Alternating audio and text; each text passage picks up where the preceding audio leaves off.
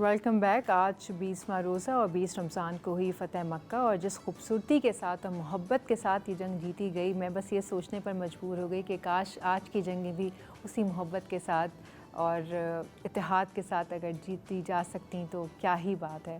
مفتی صاحب کو ایک قصہ بیان کر رہے تھے اور ایک بریک آ گئی تھی، تو اب میں چاہوں گی مفتی صاحب آپ وہیں سے اس کو کنٹینیو کریں۔ بسم اللہ الرحمن الرحیم۔ میں یہ عرض کر رہا تھا کہ عثمان بن طلحہ سے حضور نے کہا عین المفتاح، چابیاں کہیں خانہ کعبہ کی۔ تو عثمان بن طلحہ حضور کے سامنے بیٹھے ہیں، گھٹنوں کے بل بیٹھے اور سر جھکا ہوا، اور خوف یہ تھا عثمان کے دل میں کہ اگر میں نے سر اٹھایا تو ایسا نہ ہو کہ علی یا عمر کی تلوار میری گردن اڑا دے۔ یہ خوف تھا۔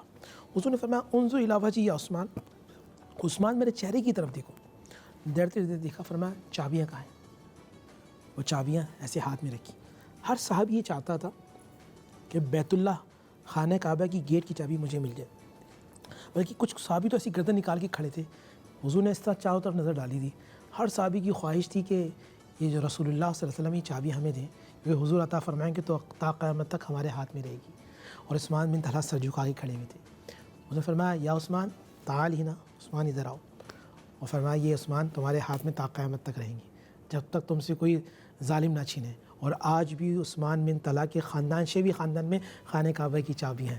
عثمان بن عفان تو حضور کے قدموں پہ گر گئے اور باواز بلند کا لا الہ الا اللہ محمد رسول اللہ صلی اللہ علیہ وسلم۔ اور ان کو دیکھ کے اب بڑا عجیب کیفیت ہوتی ہے، خانہ کی کعبہ کی جو باؤنڈریز کے پاس جو لوگ کھڑے ہوئے تھے وہ بھی باواز بلند، انہوں نے بھی کلمہ پڑھا لا الہ الا اللہ محمد۔ حضور کا یعنی اخلاق، حضور کا کردار، وہ پھر حضور نے اعلان فرمایا جو بیت اللہ کے اندر ہے اور جو اسلحہ نہ اٹھائے اسے بھی امان ہے، اسے بھی معاف کیا۔ جو اپنے گھروں کے اندر موجود ہے اسے بھی معاف کیا، اسے بھی امان ہے۔ جو ابو سفیان کے گھر میں گیا اسے بھی امان ہے۔ یعنی کہ حضور صلی اللہ علیہ وآلہ وسلم کی رحمت اپنی جوبن پر تھی، جو آ رہا تھا حضور علیہ السلام اسے معاف فرما رہے تھے۔ سبحان اللہ، سبحان اللہ۔ مطلب آپ دیکھیں کہ محبت کا پیکر تھے، بے شک، کہ بس انہوں نے سب کو معاف کر دیا، کتنا بڑا دل کر دیا۔ اس سے ہمیں بہت سارے سبق سیکھنے کو ملتے ہیں۔ ویسے ایک جنگ ہے بظاہر، لیکن اس جنگ نے ہمیں محبت کا ذکر دکھایا اور محبت کا احساس دلایا کہ محبت سے کیسے جنگ جیتی جا سکتی ہے، اخلاق سے کیسے جنگ جیتی جا سکتی ہے۔ مطلب کہ اس ایک کہانی میں آپ کو کتنے سارے سبق مل گئے۔ آپ کیا اس کے بارے میں کہنا چاہیں گی؟ میں فتح مکہ کے متعلق کیا کہوں سوائے اس کے کہ یہ کائنات کی پہلی اور آخری جنگ تھی، اس میں خون کا ایک قطرہ بہائے بغیر امن کا سفید پرچم لہراتے ہوئے حضور نبی کریم صلی اللہ علیہ وآلہ وسلم داخل مکہ ہوئے، اور آقا صلی اللہ علیہ وآلہ وسلم نے انقلاب، ایسا ذہنی اور فکری انقلاب برپا کیا۔ یاد رکھیے کہ انقلاب کے راستے میں کبھی پھولوں کے غنچے نہیں ہوتے، انقلاب کے راستے میں کہکشائیں نہیں ہوتی، بلکہ انقلاب کے راستے میں سروں کے مینار استادہ ہوتے ہیں۔ حضور نبی کریم صلی اللہ علیہ وآلہ وسلم امن کا سفید پرچم لہراتے ہوئے داخل مکہ ہوئے، داخل خانہ کعبہ ہوئے، اور رسول خدا صلی اللہ علیہ وآلہ وسلم نے عظیم اعلان فرمایا کہ جو آج خانہ کعبہ میں پناہ لے لے اس کے لیے بھی امان ہے، جو اپنے گھر کے دروازوں کو بند کر کے بیٹھ جائے اس کے لیے بھی امان ہے، جو ابو سفیان کے گھر میں پناہ لے لے اس کے لیے بھی امان ہے۔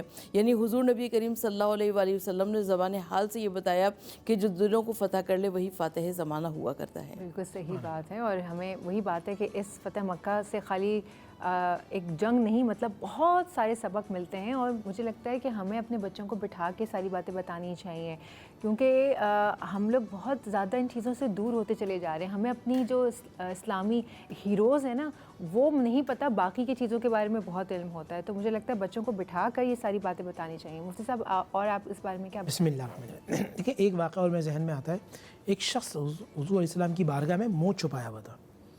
حضور سب کو معاف فرما رہے تھے، تو جاؤ تمہیں معاف کیا، تو وہ آیا کہنے لگا کیا مجھے بھی معافی ملتی ہے؟ اور حضور علیہ السلام کی آنکھوں میں آنسو ہے، فرمایا ہاں تمہیں معافی تو میں دیتا ہوں، مگر بیٹیوں کے قاتل کو کوئی بھولا نہیں کرتی۔ یہ حضور کے الفاظ تھے، یعنی کہ وہ بھی حیران تھا کہ اللہ کے نبی صلی اللہ علیہ وسلم نے کیسے پہچان لیا۔ پھر یہاں ایک اور واقعہ ہو کہ ایک ابو جہل کا بیٹا تھا اکرمہ کی بیوی آئی ام حکیم اور کہنے لگی اے اللہ کے حبیب صلی اللہ علیہ وسلم کیا اکرمہ کو بھی معافی مل سکتی ہے؟ اکرمہ ابو جہل کا بیٹا تھا، اور ابو جہل نے زندگی بھر رسول اللہ صلی اللہ علیہ وسلم کو تکلیف دی تھی۔ حضور نے فرمایا جاؤ اکرمہ کو بھی آج معاف کیا۔ اب یہ وائف اپنے شوہر کے پاس گئی، اکرمہ نے کہا ایسا ہو ہی نہیں سکتا کہ محمد مجھے معاف کر دیں صلی اللہ علیہ وسلم، میں نے تو اتنی زندگی انہیں تکلیف دی ہے، زندگی بھر ان کو پریشان کیا ہے کہ مجھے معافی، ایسا ہو نہیں سکتا، جاؤ ان سے امان لے کے آؤ میری۔ اگر مجھے واقعی معاف کیا. اب عرب کا دستور تھا کہ یا تو وہ تلوار دیتے تھے یا نیزہ یا کوئی اس طرح کی چیز دیتے جس سے یہ ہوتا دشمن کو جو ہم نے تمہیں امان دی. جب یہ حضور کے پاس آئی تو حضور صلی اللہ علیہ وسلم نے اپنے سر کا امامہ کھول کر بطور امانت دے دیا کہ جاؤ محمد تمہیں ضمانت دیتا. اس کے بعد ناظرین اخلاق و کردار کیسا ہے حضور کا. جب وہ جا رہی تھی عورت, حضور نے کہا دیکھو اکرمہ آئے گا, صحابہ سے استغنا, دیکھو اکرمہ آئے گا ابو جہل کا بیٹا, کوئی اس کے سامنے ابو جہل کا نام مت لینا, اسے دلی تکلیف ہوگی. وہ اللہ کی بارگاہ میں کلمہ پڑھنے آ رہا ہے, وہ توبہ کر کے آ رہا ہے.